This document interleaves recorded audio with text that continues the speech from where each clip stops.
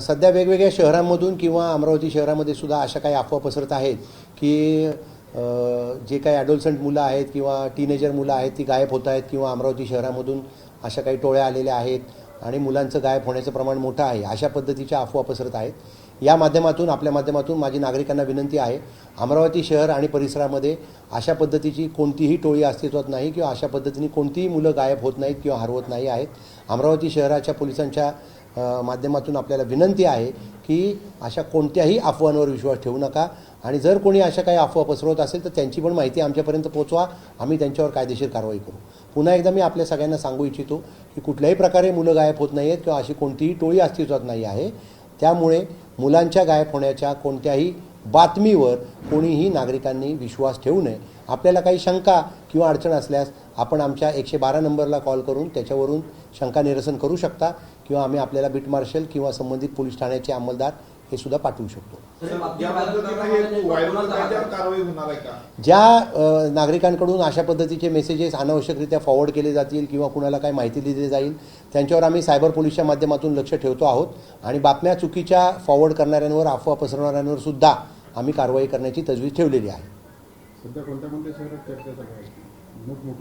मोठ्या शहरांमध्ये आहे काही, त्यामुळे आपल्या शहरातही अशा काही असल्याच्या अफवा असल्याच्या बातम्या आल्या, त्यामुळे मी आपल्याला ही माहिती नागरिकांच्या अवेअरनेससाठी देतो आहे.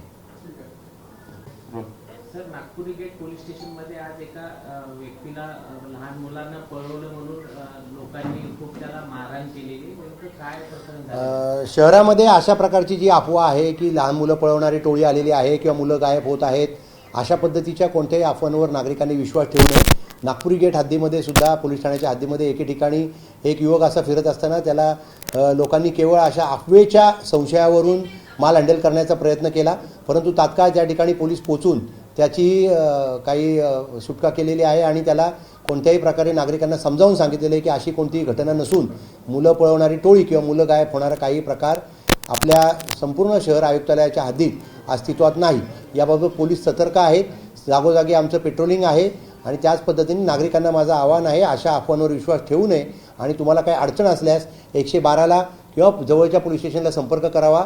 आम्ही आपल्या मदतीसाठी तयार आहोत, परंतु कृपया अशा कोणत्याही अफवांवर नागरिकांनी विश्वास ठेवू नये. अशा सगळ्या ज्या काही अफवा आहेत त्या खोट्या आहेत आणि अशा अफवा पसरवणाऱ्या लोकांवर सुद्धा आम्ही कारवाई करू.